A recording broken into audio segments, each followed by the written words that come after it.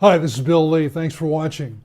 I've talked a lot about getting CxO support for your customer advocacy and related engagement programs. And it's clearly essential to get the budget you need, the resources that you need, the job security that you need. And the solution that I offer for this is in two parts. Number one, understand your CxO's top priorities. And then number two, meaningfully address one of them with your customer advocacy program.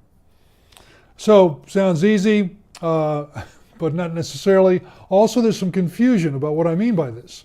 Sometimes I'll be talking to one of you and you'll tell me, yes, we're definitely addressing my CMO's top priority for our reference program. And that's not quite what we mean here. So I thought it might be useful to have a picture, a mental model of what it is that I'm talking about as you build your relationship with your CxO.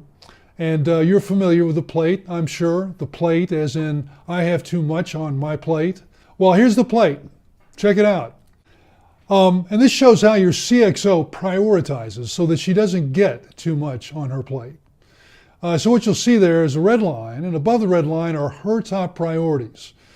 And if you'll notice, there's just 2 or 3 of these. And then below that are all the things that are vying for her attention.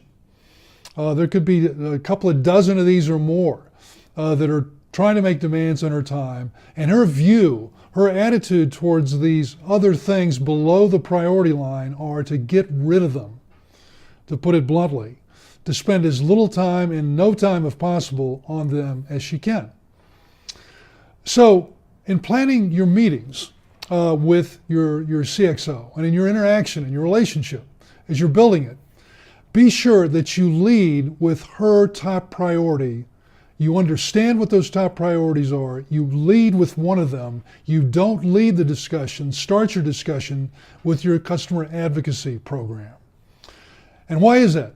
Well, it's almost certain that your customer advocates can make a significant impact, no matter how unrelated it may seem to one of her top priorities. And how do I know this? Well, I've got dozens. There are dozens of examples. We've got it in our research, in my book, The Hidden Wealth of Customers. There's many sources in the summits that we do. There are dozens of examples of how customer advocates are making meaningful impacts on every stage of the customer journey. And that's really what growth strategies are. They're bridging gaps in the customer journey. Customer advocates are doing this everywhere in the customer journey. So I'll make a deal with you. I have a deal to offer. If you'll find out your CxO's top priorities, the 2 or 3 genuine her top priorities, and send them to me. And I'll send you examples, case studies, short stories on how customer advocates at a variety of very impressive firms are filling every gap, including the priority that your CxO is focused on.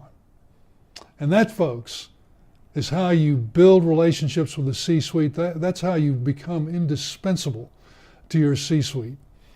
This is Bill Lee. Thanks for watching.